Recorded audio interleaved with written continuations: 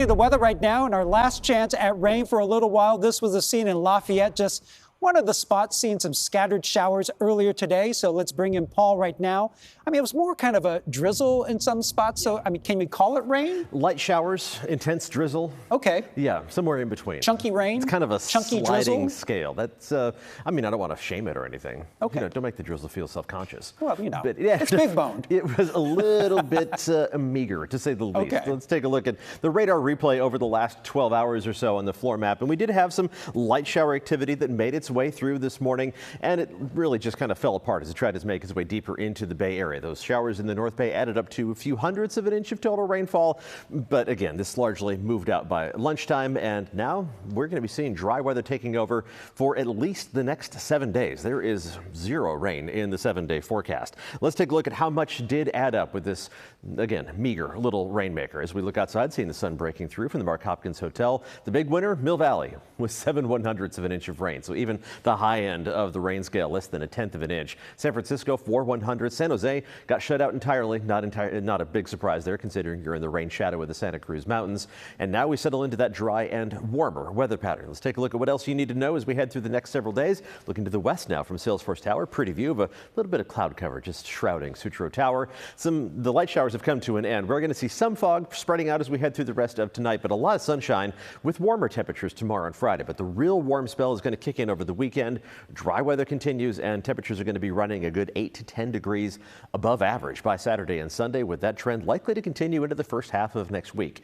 One more camera perspective looking from Treasure Island towards the Bay Bridge. These are the current temperatures, which aren't very different from one another. Upper 50s and low 60s all jumbled together. The cool spots, San Jose, San Francisco, and Oakland at 58. The warm spot, only 4 degrees warmer right now in Concord. Now, as we head through the rest of tonight, we are going to be tracking that fog, trying to spread out. Let's take a look at that on Futurecast. And again, while it shows a fair amount of it developing through the rest of tonight into early tomorrow morning, it's not going to take long for the sun to burn through that fog, and it should be dissipating within a few hours of when the sun comes up. This particular forecast model tries to kind of mix things around even before sunrise tomorrow morning. So temperatures should warm up nicely from a pretty normal start. Temperatures mostly in the 40s early tomorrow morning. Some of the very coolest spots in the North Bay valleys will dip down into the upper 30s. Santa Rosa and Petaluma leveling out at 38 degrees with 39 degrees in Healdsburg. But those will be the coolest spots on the map. And then everybody bounces back to 3 or 4 degrees above normal, mostly into the mid 60s in the North Bay, even upper 60s, close to 70 degrees. These will be the warm spots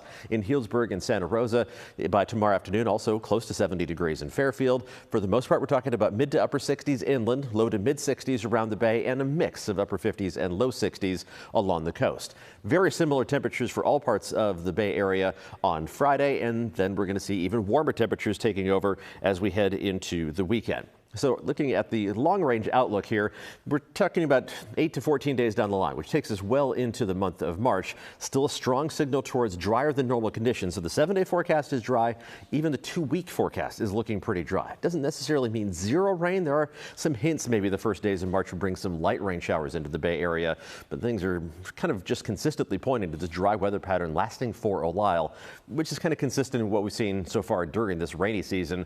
The rain chances have either been all or nothing, and we're getting back to the nothing side of the spectrum over the next couple of weeks, with above normal temperatures likely to continue at least through the end of February, if not into early March. Let's take a look at the 7-day forecast, and we'll start with the coast, where temperatures are going to warm up, but a modest warming trend. You're going to make it up into the low to mid 60s on a consistent basis over the weekend and into early next week, while the warm up around the Bay is going to be more noticeable. Temperatures climbing up to almost 70 degrees even Bayside over the weekend, with near 70-degree temperatures continuing through the first half of next week. But the real warm up will be inland, where temperatures are going to reach the low to mid 70s on a day-by-day basis from Saturday all the way through Wednesday. Not quite record setting, but a good 10 degrees above normal for late February. Ryan?